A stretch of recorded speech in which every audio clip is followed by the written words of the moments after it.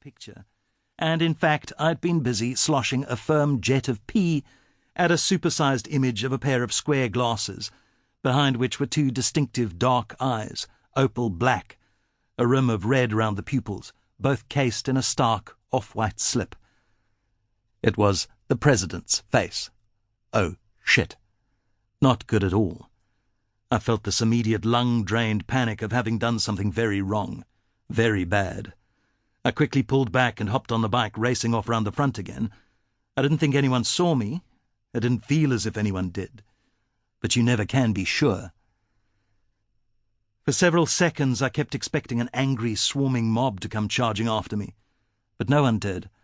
I decided to play it cool, to hang around for a bit, launch a fresh attack as if nothing had happened. I swooped through the passage again before curving off, braking and grazing my tyres across the loose red soil. Again the sheets of dust furled, but even the nannies had given up chasing me now, resigned to the heat and their quiet fury at this cheeky white boy. Their shouting and cussing, threatening to march off to call a cop, send the war vet militias after me, all came to nothing, and they knew it as well as I did, that this was their bitch-bad lot of a stinking hot afternoon. In the leafy northern suburbs, the white kid was king. In a way, I was disappointed my antics hadn't caused more of a stir. It was a flat anti-climax.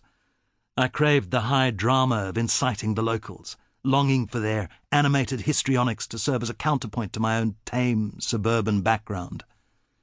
It had the promise of being thrillingly entertaining. At the same time, an older part of me knew this brand of shit-stirring was bordering on becoming distasteful anyway, a touch pathetic. I pulled away from the grime and the groans and started to make my way up Alice Smith Road, slugging hard at the pedals as I began to climb the hill. Sweat sluiced my baked brow, the nearly hairless hollow of my armpits. I rocked on the bike to build a rhythm, but my legs gave in.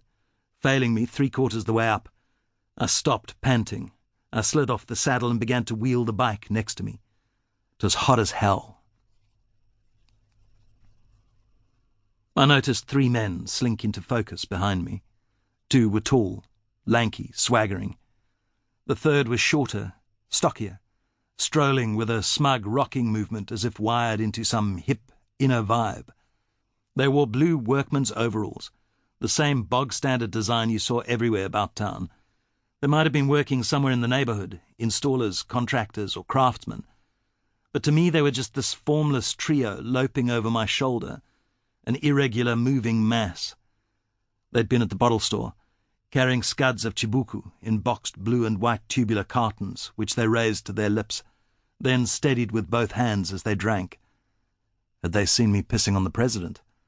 Were they coming after me? I kept thinking I was going to be clapped to hell and dumped in a ditch. When I glanced back, I caught the rhubarb dark eye of the shorter man, and a silent, intense scorn narrowed in towards me. They were getting closer, faster than I was, lazy and spent, pushing a bike up the nape of a hill. They were closing in on me all the time. I wouldn't let them pass me. A tug deep within told me I couldn't, not once I'd met that pair of stark, angry eyes. I needed to get away. The hot silence between us told me very clearly. When they were just a few feet behind me and I could almost feel their hot beer breaths on the back of my neck, I reached the summit of the hill and, in a flash, was on my bike again, gliding down with glorious triumph, freewheeling at a speed that was so foolhardy, a gangly wobble crept into my front tyre. I was home now, with some relief. I applied pressure to the brakes as I arched into our driveway. Number 11, Alice Smith Road. My arrival disturbed something. There was a moving lump in the thick shrub beside the wall, and a strange new fright overcame me as I stared wide-eyed into all that mottled darkness. Something was about to jump out, pounce on me. But deep in the olive brown, I traced the outline of a ginger cat, a stray crouched down, its sharp ears erect at my arrival. I considered flushing it from its den, chasing it, but it had already outthought me and was scaling the wall, sliding its fat belly over the ledge into our garden where it cantered away in a heartbeat. "Frickin' cat," I said.